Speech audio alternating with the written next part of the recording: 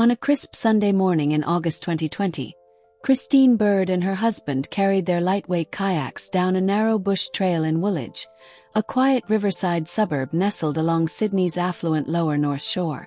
It was just after 10 a.m., and the Lane Cove River shimmered under a clear winter sky. Birds skimmed across the surface. The scent of eucalyptus hung in the air. Everything about the morning felt still.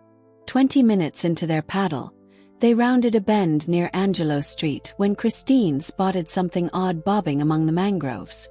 At first she thought it was driftwood, but then it turned over. Human body. Motionless. A woman, face down in the water. Her black hair spread out around her like seaweed. Christine's hands trembled as she dialed 000, the Australian emergency line. Her husband, in shock, paddled over and managed to pull the body toward the muddy bank while Christine gave their location. Near Angelo Street, Lane Cove River.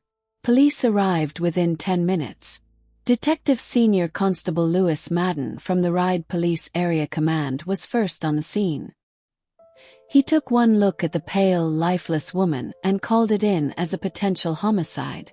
Her body was partially clothed, shoeless, with bruises on her wrists. A trail of broken branches led up the embankment to a worn bush path. 2 parallel drag marks, like something had been pulled through the brush. By noon, a crime scene tent had been set up. Forensics began combing the area. Fingerprint identification confirmed what local police feared. The victim was 27-year-old Imogen Harper, a marketing executive from Sydney's Inner West. Her flatmate had reported her missing just 18 hours earlier, saying she had left for a dinner meeting Friday night and never returned. Her phone had gone dark at 8:40 p.m. that night. Detective Sergeant Andrea Fulton from the NSW Homicide Squad took over the investigation. Known for her relentless precision and calm demeanor under pressure, she began peeling back the layers of Imogen's seemingly picture-perfect life. CCTV from Imogen's apartment building showed her leaving at 6:45 p.m. on Friday. She wore a sleek black blazer and slacks, carrying a leather laptop bag. She looked polished, professional. Her dinner reservation was at a small restaurant in Balma, except she never showed. Phone GPS placed her instead near Drummoyne, outside the home of her ex-boyfriend, Nico Wallace, a freelance videographer with a turbulent past. 2 assault charges, 1 suspended sentence, and a trail of failed gigs. When questioned, Nico admitted she had come over unexpectedly. "We talked. She left," he said. But Ring camera footage from a neighbor's doorbell showed Imogen entering the building at 7:13 p.m. and never coming out. Police got a warrant. Inside Nico's apartment, forensics found a blood spatter beneath a shampooed rug. One of Imogen's high-heeled shoes in a laundry hamper. A laptop history with searches like, "How long does it take a body to float?" and Lane Cove access trail map. Wallace was arrested that evening. But the story was only beginning. The evidence against Nico Wallace looked solid. Too solid. When the news broke that he had been arrested, public opinion swayed immediately. Online headlines painted him as the X with a motive, and social media ran with it. But in the interview room, Nico didn't crack. "I didn't kill her," he repeated. "She left my apartment. That's the truth." His lawyer presented a new angle. A bartender at a nearby pub swore he'd seen Imogen alive after 8:30 p.m. that night, sitting alone, nursing a glass of wine. He didn't recall what she wore, but claimed she looked tense, like she was waiting for someone. By then, the pub's security footage had already been overwritten. This revelation threw the case into a tailspin. Could Nico be telling the truth? Forensic analysis then returned with a bombshell. The DNA under Imogen's fingernails, a sample collected during the autopsy, did not match Nico Wallace. It was a game changer. Detective Fulton shifted gears. If Nico didn't kill Imogen, who did? The answer came from an unlikely place. Imogen's office. Her co-workers at the boutique marketing agency were brought in for questioning. Most painted a glowing picture of Imogen. Professional, kind, ambitious. But one name kept coming up. Caitlin Shaw, a fellow strategist and Imogen's direct rival for a recent promotion. Imogen had gotten it. Caitlin had not. According to HR records, a formal complaint had been lodged by Imogen just a month earlier, alleging sabotage, bullying, and a toxic work environment.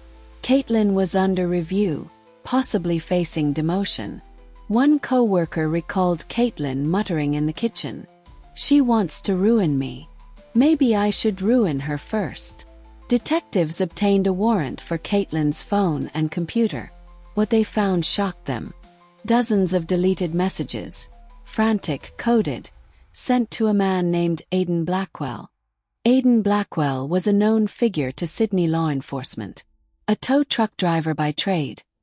He had ties to underground gambling and had served time for assault. Police traced his location to a run-down motel in Parramatta. When detectives knocked, he tried to flee out the bathroom window. After a tense 3-hour standoff, Aidan surrendered.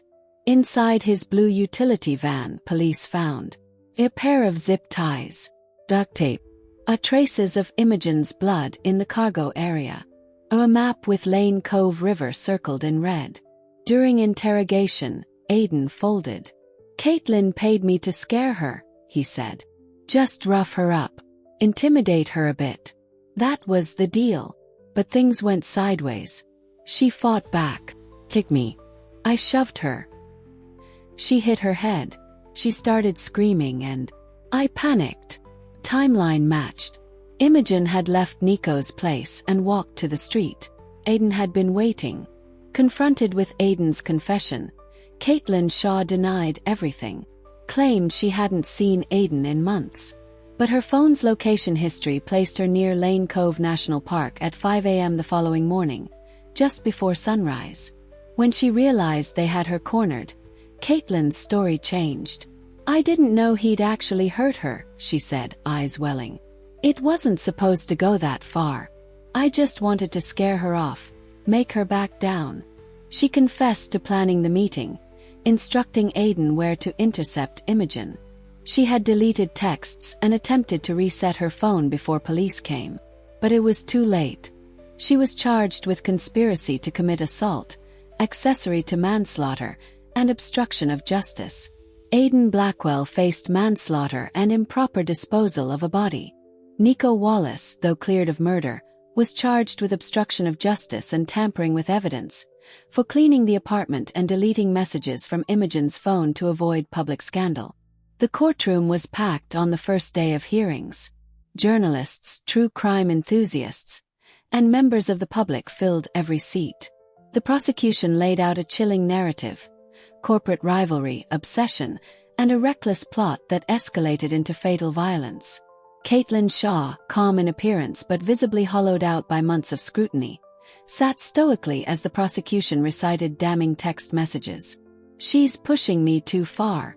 If someone could teach her a lesson, do it clean. No cops."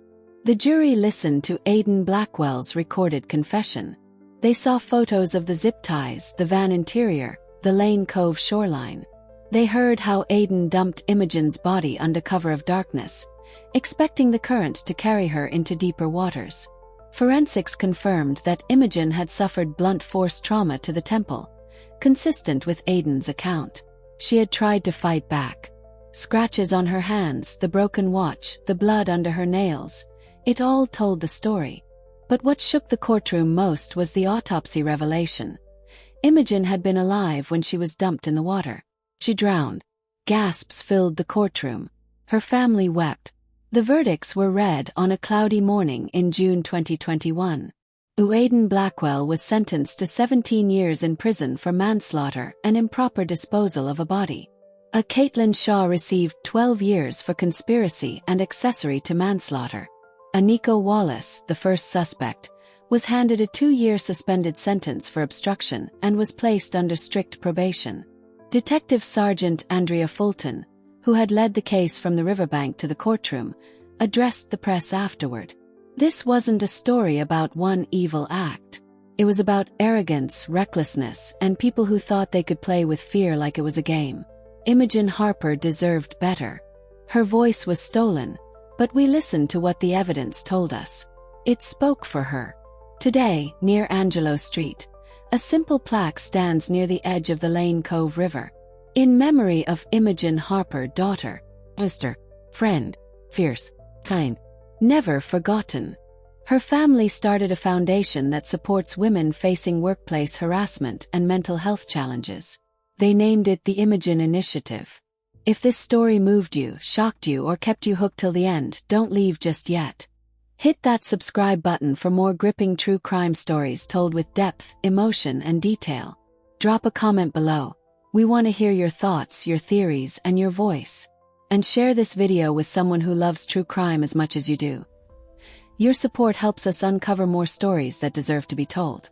Stay curious, stay watching, and above all, stay safe.